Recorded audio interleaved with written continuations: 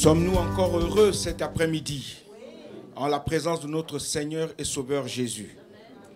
C'est un honneur d'être dans sa sainte présence et de reconnaître qu'il est notre seul chemin, notre seule vérité et notre seule vie.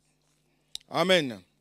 Mais il y a une chose merveilleuse et glorieuse que le Seigneur demande pour tout un chacun de nous, à quiconque lui appartient et quiconque vient à lui avec un cœur vrai et sincère, c'est la repentance. Dieu veut de réels repentants, des hommes et des femmes, des personnes qui viennent et qui reconnaissent que Dieu est Dieu, que c'est le seul juste, le meilleur et que tous nous sommes pécheurs devant sa sainte face. Et des fois, nous nous retrouvons sans comprendre que Dieu désire que nous comprenions que nous sommes tout petits devant lui, que nous ne sommes rien, que nous ne valons rien, et que celui seul qui est Dieu, celui seul qui est le Créateur, celui seul qui a tout fait, ce qui est visible comme ce qui est invisible, trône, dignité, autorité, pouvoir, puissance et force, tout est en lui, tout vient de lui, et rien de ce qui peut se faire ne peut se faire sans lui. Il est le Logos incarné. Est-ce que nous comprenons ces choses cet après-midi? Amen.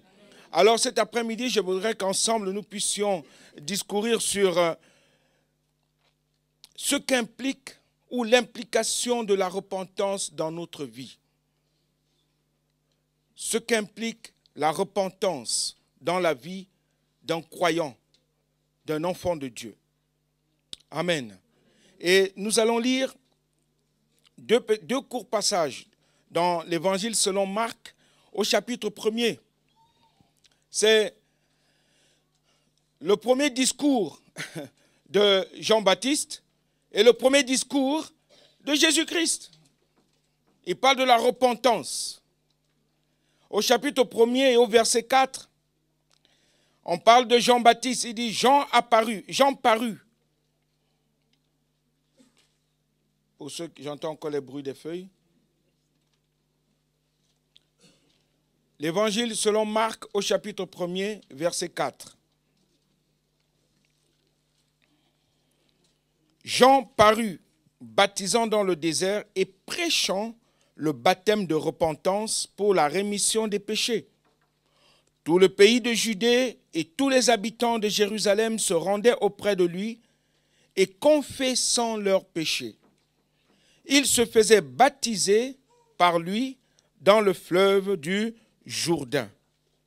Il annonçait la repentance, le baptême de repentance. Et au verset 14, il est dit, après que Jean eut été livré, Jésus alla dans la Galilée prêchant l'évangile de Dieu. Il disait, le temps est accompli et le royaume de Dieu est proche. Repentez-vous et croyez à la bonne. Cet après-midi encore, conduis-nous. Nous te remettons toute la place. Nous voulons serrer ta parole. Nous ne voulons point être pire, mais meilleur en toi, par toi et avec toi et pour toi seul. Conduis-nous encore aujourd'hui afin que Jésus-Christ seul soit reconnu comme Seigneur et Sauveur de nos vies, encore aujourd'hui et à jamais. Amen. Ce qu'implique la repentance. Dans 2 Corinthiens au chapitre 7, au verset 10, il y a aussi quelque chose que l'apôtre Paul enseigne aussi aux Corinthiens. 2 Corinthiens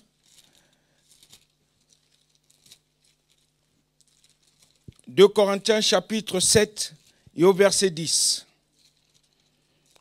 Voici ce que l'apôtre Paul dit. Il dit, en effet, la tristesse selon Dieu produit une repentance à salut. Alléluia. En effet, la tristesse selon Dieu produit une repentance à salut dont on ne se repent jamais. Tandis que la tristesse du monde produit la mort. La tristesse selon Dieu produit un changement radical qui mène au salut. Et il y a deux mots grecs du Nouveau Testament qui sont traduits par repentance ou que par repentance, métanoïa. Le premier, qu'on a lu dans Marc 1, verset 4, nous parle de la véritable repentance, d'un changement total. Quand Jésus-Christ parle aussi de cela, il dit, changez de mentalité, changez votre façon d'être, changez votre façon de parler, changez votre façon de considérer les choses. Il faut un réel, un demi-tour total. Si vous viviez comme ceci, changez complètement de vie et vivez autrement. Vous ne pouvez pas demeurer ainsi dans le péché et désirer Dieu. Il faut à un moment donné une réelle repentance. Oui, il prêchait le baptême de repentance, Jean-Baptiste, pour le pardon des péchés. Et ce mot veut dire changement radical de pensée ou d'opinion. Et dans Matthieu chapitre 27, au verset 3 et 4, on nous parle aussi de repentance, mais ça parle de la repentance de Judas, Judas Iscariote. Il est dit, après qu'il ait trahi Jésus, il se repentit. Est-ce qu'il s'est réellement repenti? Il a juste eu un peu de remords, un peu de regret. Il regrettait d'avoir trahi son maître, son ami. Cela n'était pas suffisant pour démontrer un vrai changement de pensée et de manière de vivre. Il n'a pas produit la métanoïa, c'est-à-dire un changement de mentalité. Il a regretté, certes, d'avoir fait du mal à son ami. Il dit, aïe, j'ai trahi mon ami, j'ai fait du mal. Et nous connaissons sa fin, c'est qu'il est allé se pendre. Il a regretté, mais il n'a pas changé de vie. Il n'a pas changé de vie. On peut voir aussi Pierre, qui, à un moment donné, renie Jésus. Lui aussi, à un moment donné, il a eu une tristesse dans son cœur, il a pleuré amèrement, mais il n'est pas allé se pendre. Il n'est pas allé se pendre. Sans doute, il a recherché encore la face de son Seigneur, de son maître, de son ami, pour pouvoir réellement produire une réelle repentance. La vraie repentance, mes amis, mes frères et sœurs, exige de reconnaître ses péchés. Beaucoup n'arrivent pas à reconnaître leurs torts, leurs fautes qu'ils posent ou qu'ils commettent. Beaucoup n'arrivent pas à reconnaître qu'ils sont pécheurs. Beaucoup n'arrivent pas à reconnaître qu'ils font du mal, ou qu'ils parlent mal, ou qu'ils pensent mal, ou qu'ils agissent mal. Et ils n'arrivent pas à le reconnaître et ils n'arrivent même pas souvent à demander pardon à Dieu et changer de manière de penser et de manière le mode de vie aussi. Et la repentance signifie rebrousser chemin quand vous vous rendez compte que vous avez pris le mauvais chemin. Et je vais donner 2 exemples pour cela. Le premier, c'est si à un croisement de chemin, vous avez pris à gauche, vous savez que vous êtes allé loin à gauche et que ce chemin vous amène à un ravin, vous allez revenir sur votre chemin pour reprendre le chemin de droite. C'est un demi-tour. Et métanoïa signifie demi-tour. C'est-à-dire, je marchais comme ceci, je me détourne de tout ce que je faisais ou de où j'allais pour vivre autrement, pour prendre un autre chemin qui ne ressemble pas du tout au chemin où je suis allé. C'est ça la repentance. C'est ça la repentance. Pour retrouver le bon chemin, celui de droite, vous devez faire exactement le même chemin, mais au sens contraire. Au lieu d'aller de l'avant, vous revenez en arrière, en sens inverse, jusqu'au croisement et reprendre l'autre chemin. Et vous remarquerez que une telle exigence nous enseigne la patience et l'humilité. Revenir nous enseigne la patience et l'humilité. Je prends l'exemple aussi de Job.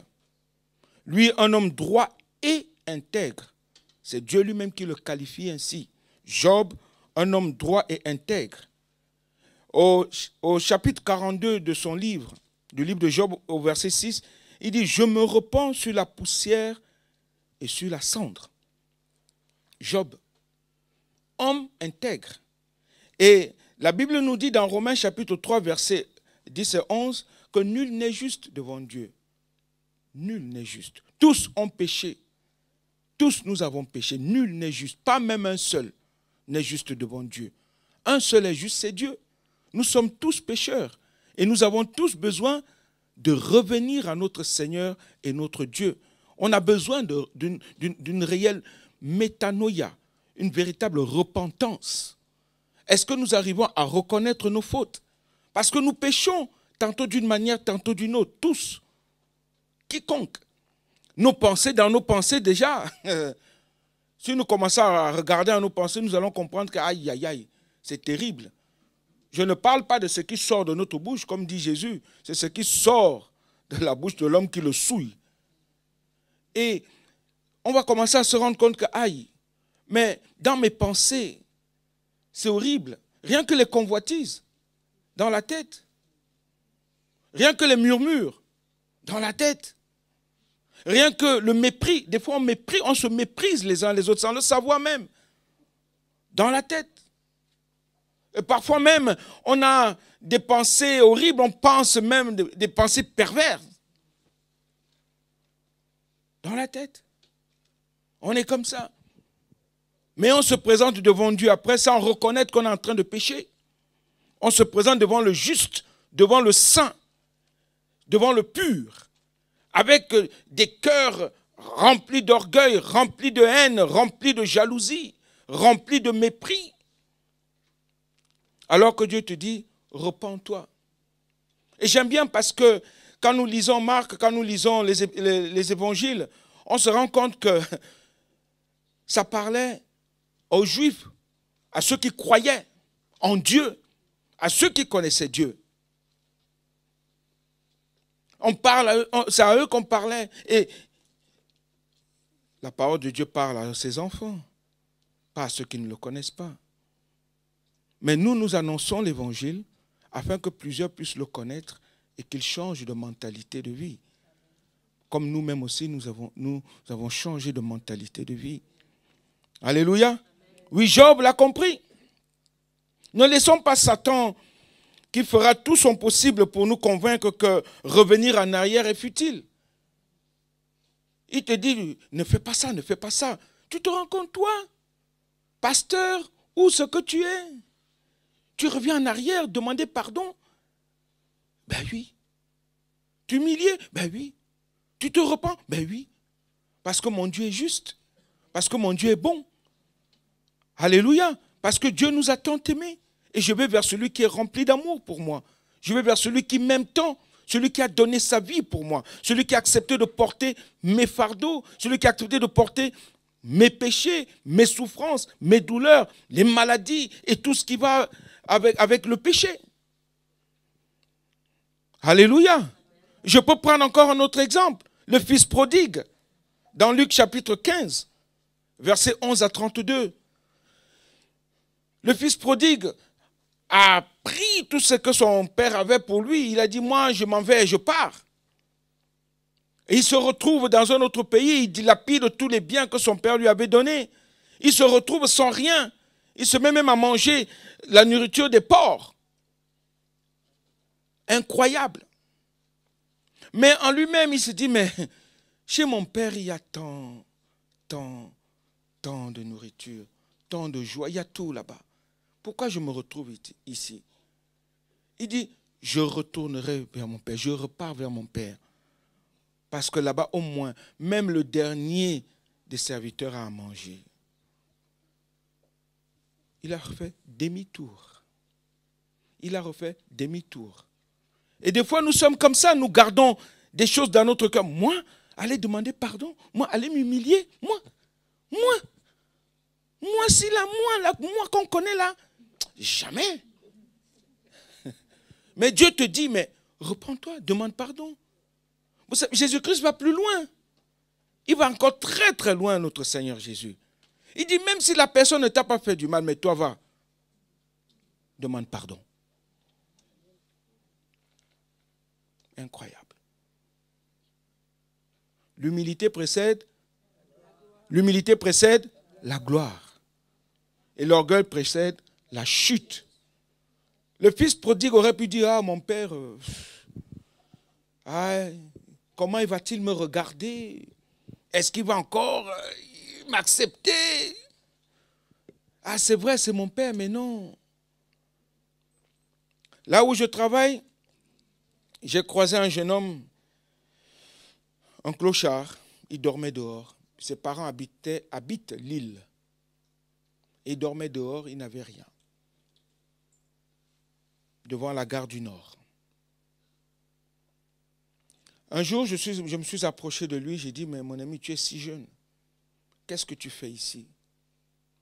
Pourquoi tu dors dehors? Il dit, oh, mes parents ne veulent plus de moi. J'ai dit, tu es sûr? En es-tu sûr? Comment tu t'appelles? Il a donné son nom de famille. Les agents de la SNCF ont osé appeler ses parents. 2 jours après, sa maman est venue le chercher. Je le regardais partir. J'ai dit, tu croyais que tes parents te détestaient parce que tu es drogué? Au contraire, regarde comment ils te poupounent. Regarde comment ta maman te serre dans ses bras. Regarde. Tes parents t'aiment. Tu es en train de refaire le même chemin. Tu retournes à la maison, là où il y a la chaleur, là où il y a la joie, là où il y a l'amour, là où il y a la paix, là où il y a la victoire, là où il y a la guérison, là où il y a la délivrance. Tu es en train de retourner. Et cet enfant était là, il riait. Mais c'est dommage parce qu'une semaine après, je le retrouvais dehors. Parce qu'il se plaisait là. Et beaucoup nous sommes comme ça, comme ce jeune homme.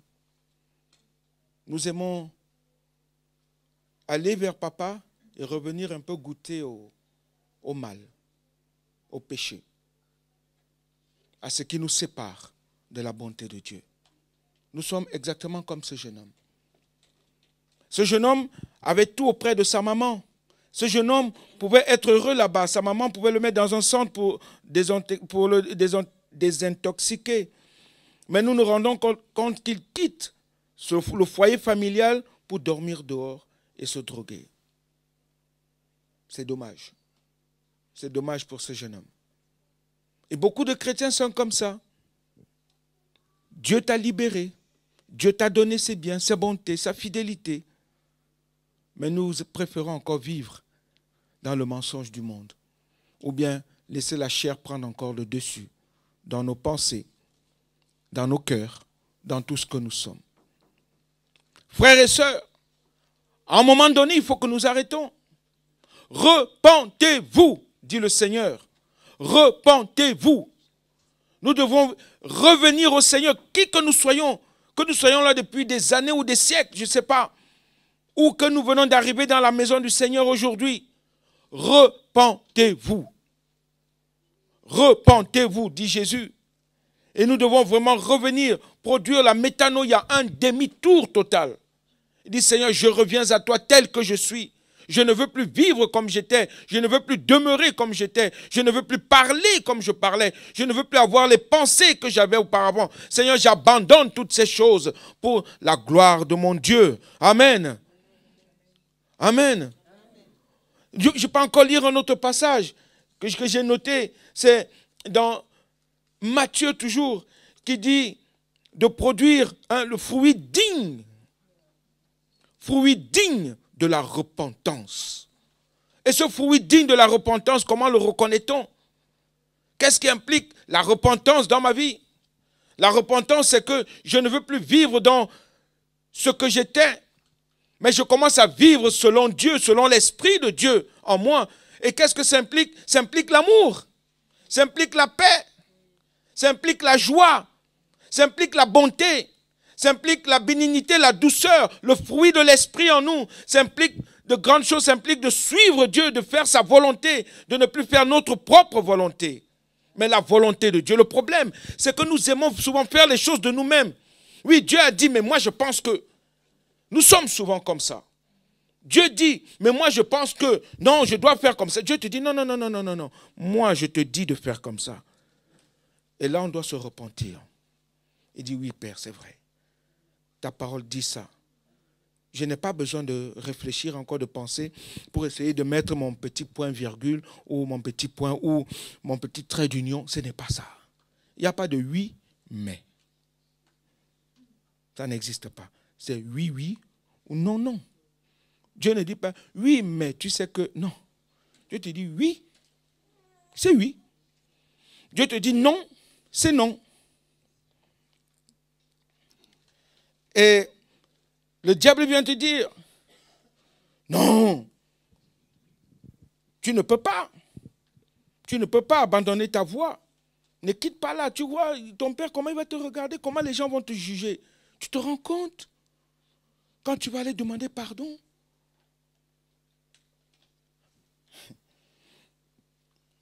Quand je me suis converti, j'ai confessé à ma famille le mal que j'avais fait. Et j'ai appelé mon papa au Cameroun. J'ai dit, papa, je te demande pardon. Mais mon cœur était serré quand j'ai appelé mon père. J'ai dit, comment va-t-il me prendre? Je l'ai tellement menti. J'ai tellement dit des choses. Mais je l'ai appelé. J'ai dit, papa, je te demande pardon. Ma vie a changé. Je suis un autre Blaise. Je ne suis plus le même que tu as connu quand tu venais nous rendre visite ou bien quand j'étais auprès de toi au Cameroun. Ce n'est plus le même Blaise, papa. J'ai donné ma vie à Jésus-Christ. Il a dit, ah bon? J'ai dit, oui, papa. Et je te demande pardon parce que je fouillais souvent dans tes poches quand tu dormais. C'est vrai. Je fouillais dans tes poches quand tu dormais, je te prenais de l'argent. Et pourtant, tu m'en donnais tellement. Mais je n'étais pas rassasié et je te demande pardon. J'ai pleuré au téléphone. Mon père a dit, tu es mon fils. Je ne peux pas t'abandonner. Ce que tu as fait est trop grand. Tu reconnais tes torts. Que Dieu te bénisse, Blaise. Alléluia. Ce n'était pas facile pour moi. Le lendemain, je recevais un gros chèque. Bon, mais j'étais content. Mais parce que cela lui a fait plaisir. Et quand il venait nous rendre, il était tellement heureux. Il dit, mais c'est incroyable. C'est mon fils qui est devenu comme ça. C'est incroyable. Lui, on disait n'importe quoi sur lui. Parce que j'ai osé pratiquer la métanoïa, le demi-tour. Est-ce que c'est ton cas aussi cet après-midi? De dire, Seigneur, c'est vrai, j'étais assez menti. Peut-être pas à un homme, mais à Dieu tu as menti. Tu as menti. Je ne sais pas comment, mais toi-même tu sais. Dieu seul te connaît. À Dieu tu as menti. Et Dieu te dit, je te connais. Je connais tes pensées. Je sais ce qui est dans ton cœur. Tu viens dans ma maison. Tu fais semblant d'être chrétien, un homme bon, bien. Mais en fait, non, tu ne l'es pas. Parce que je voudrais que tu changes de mentalité. Que tu reçoives de moi. Et beaucoup sont comme ça. Ce qui implique la repentance.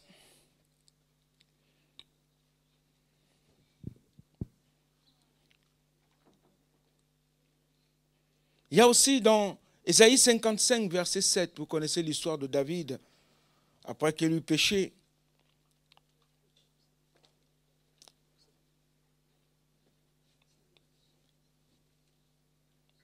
Ésaïe 55, verset 7 nous dit, ce que Dieu veut, c'est que le méchant abandonne sa voie. Après, nous parlerons de David. Mais Ésaïe 55 dit, ce que Dieu veut, c'est que le méchant abandonne sa voie, qu'il revienne au Seigneur qui aura compassion de lui. Dieu ne dit pas, fuis-moi. Adam et Ève vont essayer. Adam et Ève vont essayer de fuir Dieu. Adam, où es-tu? Je suis nu. Mais Dieu savait qu'ils sont nus. Mais ils essaient de se cacher. Des fois, nous sommes comme ça. Nous essayons de nous cacher. Nous cachons nos vices. Nous cachons nos mauvaises pensées, notre façon d'être. Je vais vous donner un autre exemple.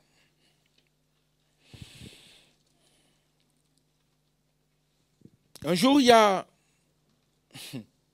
un frère, pas ici, pas ici, quelque part, qui me dit, oh, frère Blaise, je vais pouvoir t'aider, je vais t'accorder, je vais t'aider, je vais te donner ça pour que tu puisses aider ta famille et tout ça. Il dit merci frère pour l'amour dont tu me témoignes, merci pour tout ce que tu m'apportes comme réconfort et comme bonté. Que Dieu te bénisse. Il dit amen. Mais une semaine après, c'est ce même frère qui va raconter partout que moi je lui ai demandé quelque chose alors que je n'ai rien demandé. Mais il est venu me donner un coup de main. Me dit, je vois que tu peines un peu sur telle chose, je vais t'apporter un coup de main. Mais c'est le même qui va dire, comme dans toute l'église, il dit, ah, le frère là, ouais, il est venu, il m'a demandé, il est, vraiment, franchement, c'est ça un frère. Il commence à murmurer. Beaucoup sont comme ça. Ça veut dire quoi? Nous nous mentons nous-mêmes. Et nous nous faisons du mal à nous-mêmes. Et c'est devant Dieu, quand vous faites du bien à quelqu'un, c'est devant Dieu que vous le faites. Ce n'est pas devant un homme. Quand tu donnes avec la main droite, que ta main gauche ne sache pas ce que la main droite fait. Et quand tu donnes avec la main gauche, que la main droite ne sache pas ce que la main gauche fait. Mais c'est bizarre que ça piaille.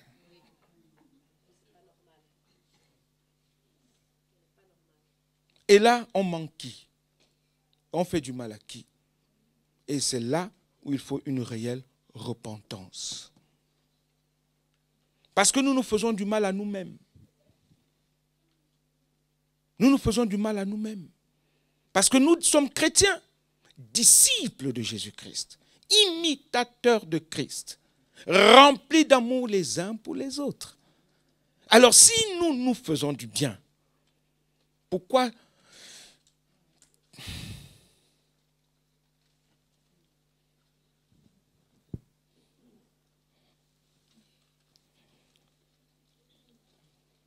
ce qu'implique la repentance?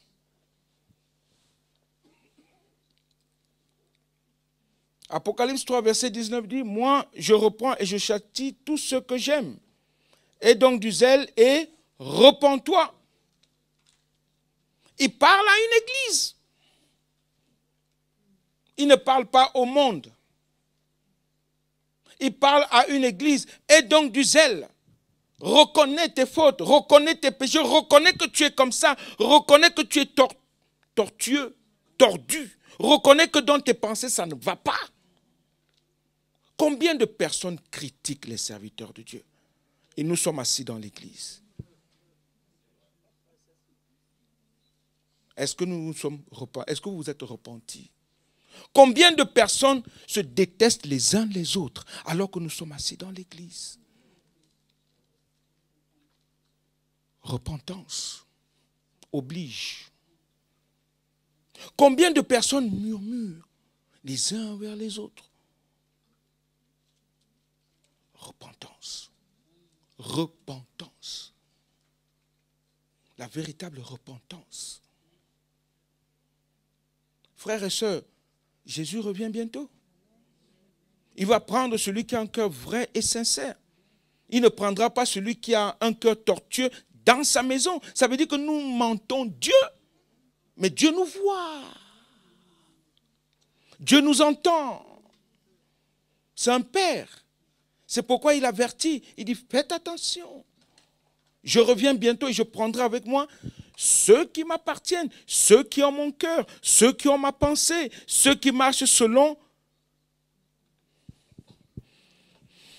les fruits, le fruit digne de la repentance.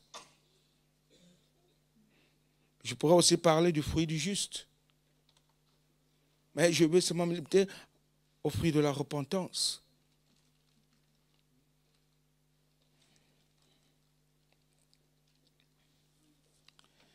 Le plus beau chant de la repentance, est sans doute le psaume 51.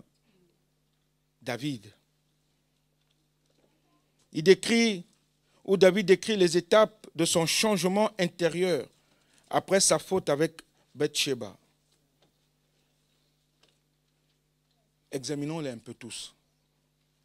Premièrement, il reconnaît enfin la noirceur de son péché. David. Ô Dieu, fais-moi grâce selon ta bienveillance. Il reconnaît qu'il a péché.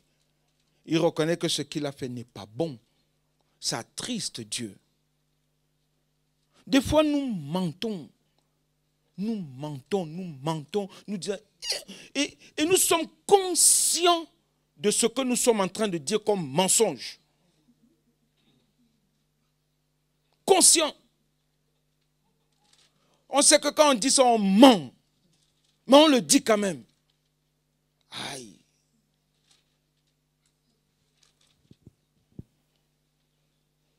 Efface mes crimes, lave-moi complètement de ma faute et purifie-moi de mon péché, car je reconnais mes crimes et mon péché est constamment devant toi. 51, 3, versets 3 et 5. David ne se condamne pas en tant que personne, mais qu'il reconnaît ses crimes. Il dit oui, Seigneur. Vous vous rendez compte? La tristesse selon Dieu entre en lui. La tristesse selon Dieu, il reconnaît son mal. Il dit non, j'ai fait quelque chose de pas bien devant mon Père. Non, c'est pas bon, Père, ce que j'ai fait. Aie pitié de moi, parce que tu es tellement pur. Mais vous vous rendez compte?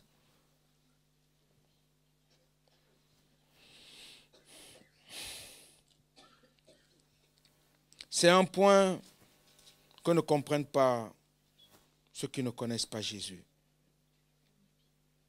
Détester le péché ne signifie pas détester le pécheur. Dieu déteste le péché, mais il aime le pécheur.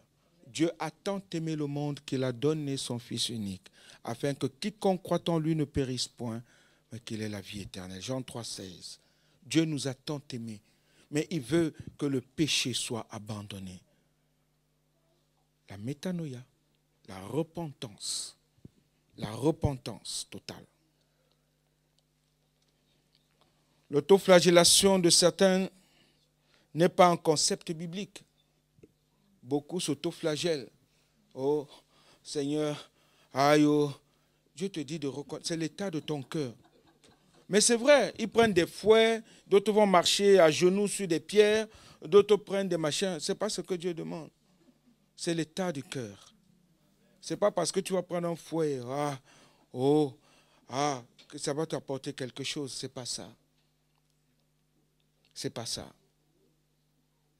Deuxièmement, David implore le pardon divin et la purification de son péché. Purifie-moi avec l'hysope et je serai pur. Seigneur, purifie ma vie. Ton sang a coulé pour moi. Tu as accepté de mourir sur la croix de Golgotha. Tu as accepté de porter mes fautes. Tu n'es pas mort en vain, Jésus. Tu n'as pas donné ta vie en vain pour moi. Mais tu as accepté de devenir malédiction à cause de moi. Viens laver mon cœur. Viens laver mes pensées. Purifie-moi, Seigneur. Lave-moi et je serai plus blanc que la neige. Nous le chantons.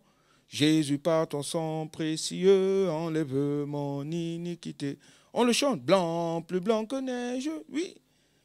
Le sang de Jésus nous purifie. Est-ce que nous le reconnaissons que le sang de Jésus nous purifie, nous lave, nous délivre? Ce n'est pas le sang des boucs et des taureaux. Ce n'est pas le sang des moutons que les gens égorgent. Ce n'est pas ça. C'est le sang de Jésus, le sang du Fils de Dieu, le sang de l'agneau de Dieu, immolé pour les péchés du monde entier.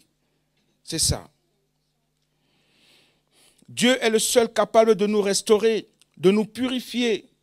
Rien de nos actes ne saurait abolir nos péchés. Rien.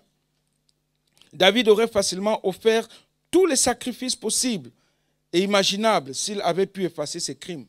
Il était roi. Il dit, allez, 1000 bœufs, 1000 vaches, 1000 taureaux, 10 000 moutons ou chèvres. Il allait prendre tellement. Il dit, allez-y, c'est pour expier mon péché. Mais il s'est offert lui-même. Il dit, aie pitié de moi, mon Dieu. aie pitié de moi. Est-ce que c'est notre cas aussi? L'obéissance vaut mieux que les sacrifices. L'obéissance vaut mieux que les sacrifices, nous dit le Seigneur. Il aurait pu. Troisièmement, David recherche la présence de Dieu. Oh Dieu, crée en moi un cœur pur. Alléluia. Oh frères et sœurs, les témoignages que je donne sont des témoignages authentiques. L'année dernière, mon épouse et moi, on a failli avoir un clash à cause d'une petite... Vous savez, le mensonge n'est pas bon. Un petit clash de rien du tout. Juste un petit... On appelle ça petit mensonge, mais c'est un mensonge. Juste ça. Oh, c'était très difficile pour moi. Où j'entre dans ma propre maison, même mes propres enfants ne me parlent pas, personne. Je me retrouve tout seul, à genoux devant Dieu, pendant un mois comme ça. C'est une lutte difficile. Crée en moi un cœur pur. Mais pour que j'arrive à ça, il a fallu que moi, je m'humilie devant mes propres enfants et devant mon épouse et dire, Père, pardonne-moi s'il te plaît. Et dire à mon épouse, je te demande pardon si je t'ai réellement offensé, les yeux dans les yeux. J'ai regardé ma fille aînée, j'ai dit, oh Séphora, si j'ai eu quelque chose entre toi et moi, si moi j'étais blessé quelque part, dis-moi. Elle me dit, oui papa, tu m'as blessé dans ça. J'ai dit, je te demande pardon. J'ai pleuré devant elle, j'ai pleuré devant mes garçons, j'ai pleuré devant les enfants, les derniers, mon petit dernier de 3 ans. J'ai pleuré devant lui, j'ai dit, pardonne-moi Dan, parce que j'ai dû faire du mal. Je te demande, et ça, c'est parce que j'ai compris la repentance. Est-ce que nous comprenons la repentance? Dans les foyers, il y a des foyers brisés parce qu'il manque de repentance. La reconnaissance de dire que tel m'a fait du mal. Je préfère aller m'humilier pour gagner mon frère, pour gagner ma soeur, pour gagner mon époux, pour gagner mon épouse, pour gagner mon enfant, pour gagner ma mère, pour gagner mon père. Je préfère m'humilier. Et là, je gagne tout. David l'a compris. David l'a compris. Il implore le pardon divin et la purification de son péché. Il s'est humilié devant son Dieu. Il a compris que sans lui, il ne peut rien faire. Et je peux vous assurer qu'aujourd'hui, quand vous arrivez chez moi, c'est le sourire total, c'est la joie totale. La prière a repris à la maison. Oh, nous sautons de joie. Nous sommes tellement heureux. Oh, il y a des moments difficiles, mais je tiens la main de mon épouse, je tiens la main de mes enfants et nous avançons ensemble au nom de Jésus-Christ. Parce que j'ai compris. Ce que les autres ont fait après, peu m'importe, mais c'est moi. Alléluia. C'est moi, c'est moi. C'est moi. Et toi? Et toi, c'est comment? C'est comment? Il recherche la présence de Dieu. Oh Dieu, crée en moi un cœur pur. Ne me rejette pas loin de ta face. Ne me retire pas ton Esprit Saint. L'Esprit Saint de Dieu est attristé chaque jour. Lorsque nous faisons des choses qui ne sont pas bien et que nous revenons et nous disons, Seigneur, pardonne-moi. Avec vérité. Avec vérité. Est-ce que le Saint-Esprit vit en vous? Est-ce qu'il habite en vous? Alors s'il est en toi, mon frère, ma soeur, il y a une chose, c'est de dire, oh Dieu, crée en moi un cœur pur. Crée en moi un cœur pur parce que, Seigneur, je n'ai pas compris ces choses. Mais aujourd'hui, je comprends que, Seigneur, mon Dieu, je dois réellement me repentir devant ta sainte face, au nom de Jésus-Christ. Alléluia. Un cœur brisé est la preuve d'humilité que Dieu souhaite voir en nous. Le Seigneur est proche de ceux qui ont le cœur brisé. Le psaume 34, verset 18 le dit. Il est proche de ceux qui ont le cœur brisé. Quand il voit combien tu t'humilies, il voit que tu es brisé, tu n'en peux plus, et que tu viens devant lui avec vérité, un cœur vrai, des pensées vraies, il ne peut que t'honorer et te bénir et t'accorder ce que ton cœur désire. Quatrièmement, je finis par ça. David, annonce sa décision de changer sa manière de vivre. J'enseignerai tes voies à ceux qui se révoltent. J'enseignerai tes voies à ceux qui se révoltent, et les pécheurs reviendront à toi. Comment? Parce qu'ils verront le changement. Ils verront un autre ou une autre. Ah, il était comme ça. Mais comment se fait-il qu'il parle autrement? Il ne parle pas comme nous. Il ne pense plus comme nous. Mais ce n'est pas lui qui volait et aujourd'hui il ne vole plus. Quand les gens ont vu Saul de Tarse, après ils ont vu Paul de Jésus-Christ, diamétralement opposés. Saul de Tarse, Paul de Jésus, c'est un autre. Ce n'est plus le même Paul, le même Saul. C'est un autre. Et nous, est-ce que notre vie est différente? Est-ce que nos pensées sont différentes? Ô Dieu, Dieu de mon salut, le verset 15, délivre-moi du sang versé et ma langue acclamera ta justice. Ouvre mes lèvres et ma bouche proclamera ta louange. Oui, Dieu peut toujours se servir d'un cœur vraiment repentant. Dieu peut et il le veut. Et cet après-midi, c'est son désir. Comment est ton cœur? Comment sont tes pensées? Comment est-ce que tu te comportes devant ton Dieu? Ce message, je ne l'ai pas volé. J'étais en discussion avec le serviteur de Dieu. Et pendant qu'on parlait, on parlait de repentance. Et cela m'est venu. J'ai dit, oh Dieu, tu es en train de me parler. Seigneur, c'est ça que tu veux pour nous. C'est ça que tu désires que nous puissions, Seigneur, pratiquer chaque jour. La repentance, la métanoïa. Revenir à toi avec un cœur vrai et sincère. Et je me suis dit, il faut que je prépare ce message pour nous. Au nom de Jésus. On a tous besoin. On a tous besoin de repentance. Qui n'a pas besoin de repentance? Qui a besoin de repentance encore cet après-midi? Moi, j'en ai toujours besoin. Alors, si nous avons besoin, je vous en prie, levons-nous tous ensemble. Levons-nous devant notre Père et notre Dieu. Avant de laisser la place au pasteur Linderman, j'aimerais que chacun puisse ouvrir son cœur devant son Dieu, son Père, cet après-midi. Il dit, Père, me voici. Je viens à toi tel que je suis. Il dit, Seigneur, oui, j'ai péché tantôt d'une manière, tantôt d'une autre devant toi. On a besoin tous de repentance. Alléluia, Jésus. Je vous laisse prier, je vous laisse parler à Papa. Parlons à notre Père cet après-midi. Peut-être que c'est la première fois que tu entends ce message. Peut-être tu te dis, comment devrais-je me repentir? Dieu te dit, reconnais tes fautes. Reconnais que nul n'est juste devant moi. Reconnais que nul n'est juste devant moi. Il n'y a point de juste, pas même un seul. Tous ont péché, sont privés de la gloire de Dieu. Mais c'est en Jésus-Christ seul. En Jésus-Christ seul, en Jésus-Christ seul. Son sacrifice nous suffit largement. C'est lui seul qui a accepté de payer. C'est lui seul qui a accepté de porter l'opprobre de tout un chacun de nous. C'est pourquoi Dieu dit, il a tellement aimé le monde qu'il a donné Jésus, afin que nous croyions en lui, nous comprenons son sacrifice et que nous venons à lui avec un cœur vrai et sincère. Prions le Seigneur. Nous te bénissons, Père. Nous te bénissons, Père. Je sais que nous avons tous besoin de prière.